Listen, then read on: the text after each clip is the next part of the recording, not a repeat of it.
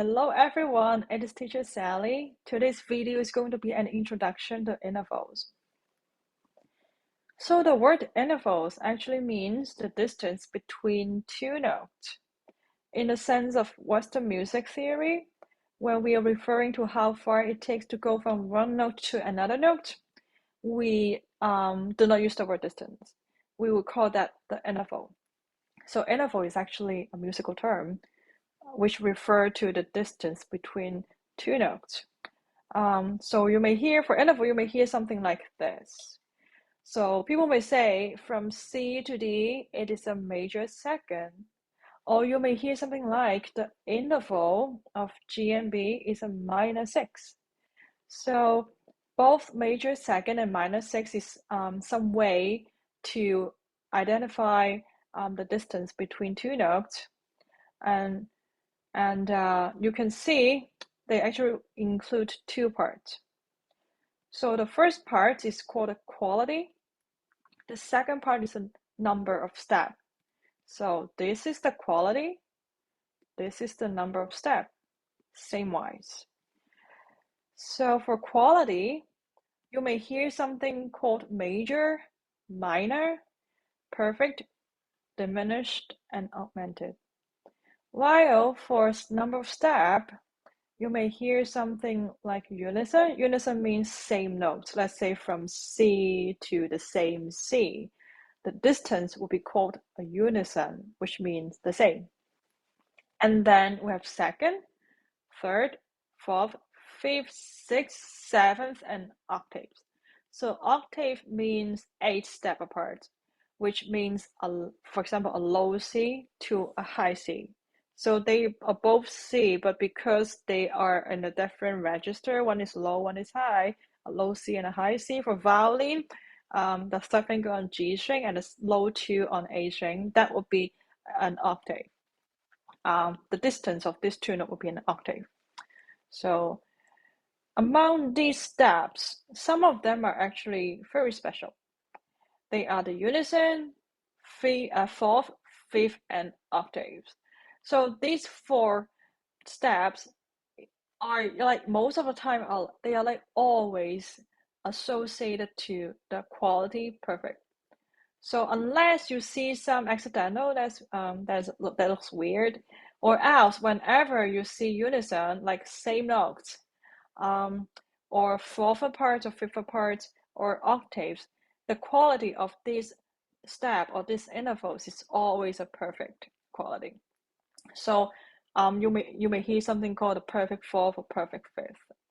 However, for unison and octave, you usually don't see people call them perfect unison or perfect octave. They because unison and octave are default to be perfect in their quality. So unless you see some weird accidental, um, the quality of this steps should be perfect. So let's move on to some example of interval. So for major third, you may see notes that are 3 steps apart with a major quality. So for the quality, we're not going to talk about that in this video, but I may introduce it to another video. Today, we're going to focus on the step. So you can see all these group of notes, this group, and this group. All these notes are actually 3 steps apart from each other, and therefore it's called a third. For example, from G to B, they are 3 steps apart. In this video later, I will talk about how to count the step between the notes. But these, for now, these are, let's just look at some example. So these are all major third, and then the perfect fifth. These are some example of perfect fifth, and P5 is a short form of perfect fifth. Like when you're doing analyze on the music, there's not much space for you to write perfect, like a long word perfect and fifth. So usually we just write a P and then 5 to indicate it's a perfect fifth. And then for major, we'll write the capital letter M and then third to indicate that it's a major third. And then for minor, that would be smaller to M, and then whatever the step is after that. So that is short form. And these are all examples of perfect fifth. And for string player, especially violin and viola player, you may notice that when you use the same fingering on the neighboring strings, for example, G and D string, or here at the open strings, and then first finger on D and A string, or the low two on D and A string. So whenever we use the same fingering on neighboring strings, they are always a perfect fifth. And the open strings, neighboring open strings, is always perfect fifth apart. So here come to the important questions. How do we count the number of steps between the notes? Let's get the staff paper ready, and we're going to talk more about that. So here's some principle about how to count the number of steps. First, to count the number of steps, we always count from the lower note.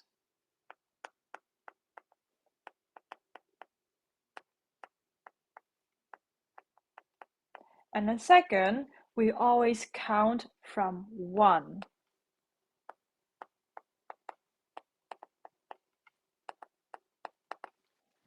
Okay, so now let's look at some example. What does that mean? What does that mean by count from 1?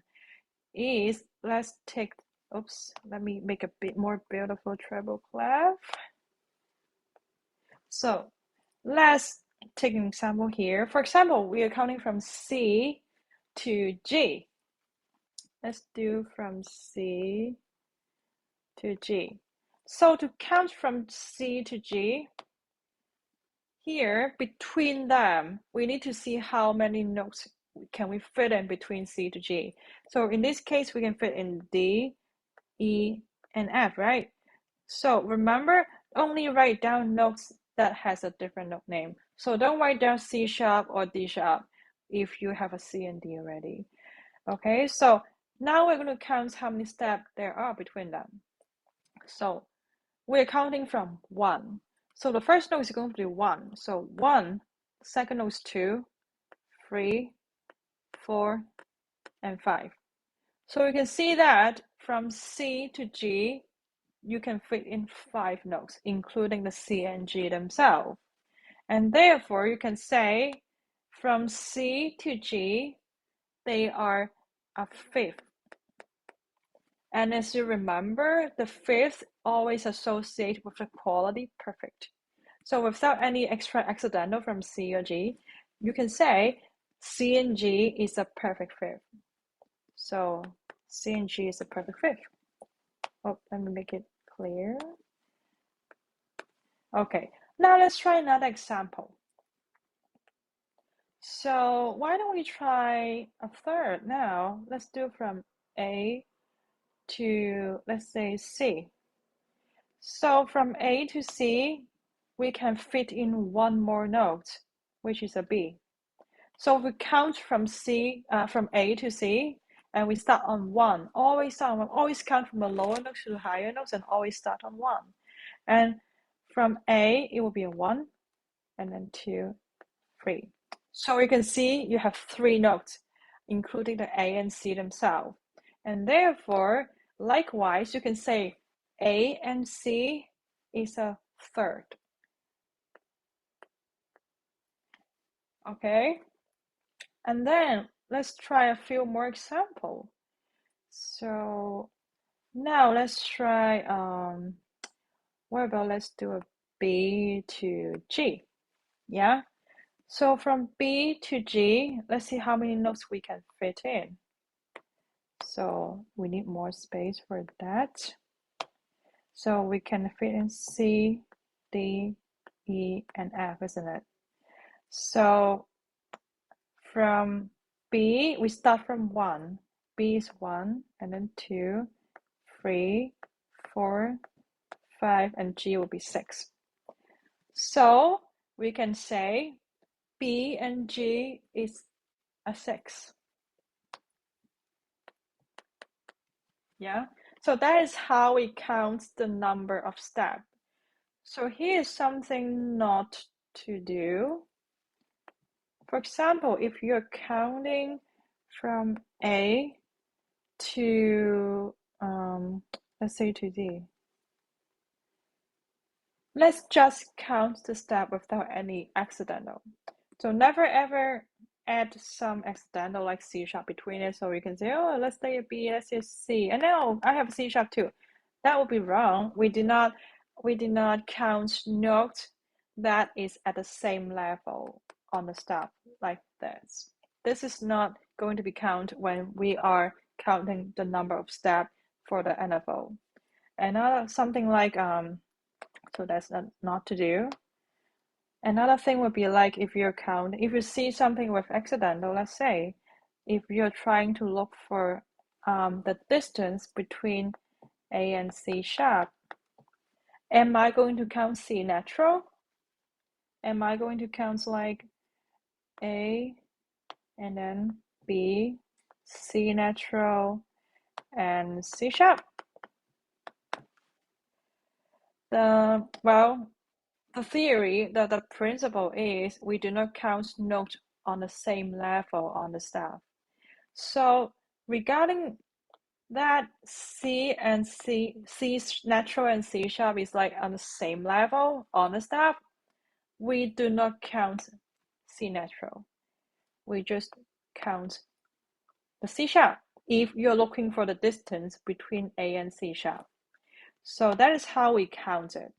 We count like this. First we have A, and then we count B, and then we count C sharp. We go directly to C sharp because we do not count note at the same level on the staff paper. So that would be 1, 2, and 3. And therefore, from A to C sharp, you can say they are third apart. The accidental will only affect the quality of a note, which we will talk about that in another video. But for now, if you're just counting the step between two notes, then that is how we count it. Now let's go back to the PowerPoint and try a little quiz. Before I show you the quiz, let's revise the principle of how to count the step of interval. Number 1, always count from a lower note. Number 2, always start counting with 1. Okay, now let's see the test. So this is a small test for yourself. Let's try to find out the step between these notes, and I will reveal the answer. You can pause the video now to do it by yourself, and then resume the video so that you will see the answer. So these are the answers. If you have any questions, please feel free to ask me or comment. Okay, so this is the end of the video. Wish you all the best and happy practicing.